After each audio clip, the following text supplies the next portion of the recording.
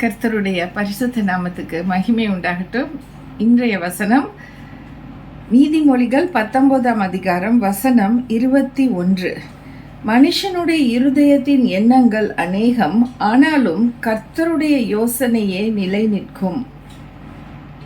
இதில் ஒரு real fact இருக்கு. என்னன்னா, மனுஷனுடைய இருதயத்தின் எண்ணங்கள் அநேகம்.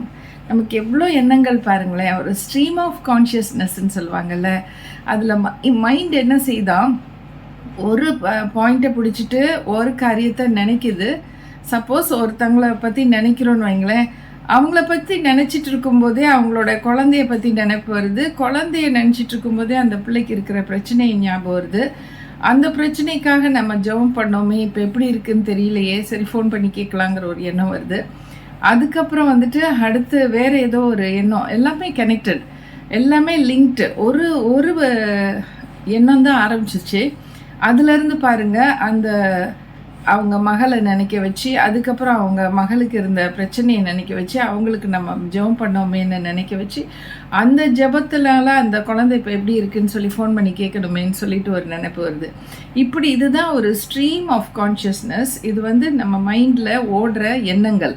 இப்படி ஏகப்பட்ட எண்ணங்கள் நம்மளுடைய உள்ளத்தில் வரும். திடீர்னு வேறு யாராச்சும் ஒரு காரியம், காஃபி கொண்டு வா அப்படின்னு சொன்னாங்கன்னா, உடனே நம்ம காஃபி செய்கிறதுக்காக நம்ம கிச்சனுக்குள்ளே போவோம். காஃபி செய்கிறதுக்கான எண்ணங்கள் நமக்கு மைண்டில் ஓடும்.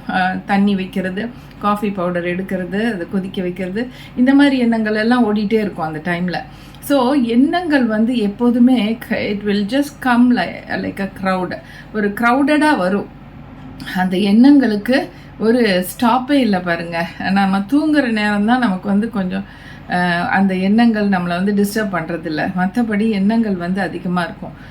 இப்படி என்னதான் எண்ணங்கள் நமக்கு வந்தாலும் நம்ம சில எண்ணங்களை நம்மளே யோசிப்போம், நம்மளே தாட்ஸ் நம்மளே நினைப்போம். சில எண்ணங்கள் இந்த மாதிரி வேணும், இந்த மாதிரி செய்யணும், இந்த மாதிரி நடக்கணும் அப்படின்னு உள்ள பாசிட்டிவ் தாட்ஸு, நம்ம ஆசைப்படுகிற எண்ணங்கள். ஆசைகளையும் விருப்பங்களையும் கர்த்தர் தான் நமக்கு கொடுக்குறாரு. அதனால அது தப்பு கிடையாது. ஒருத்தங்க வீடு கட்டணும்னு நினச்சா it's okay, it's a very good thing. கட்டாயமாக ஆண்டவர் அந்த வீடை கட்டி கொடுப்பாரு.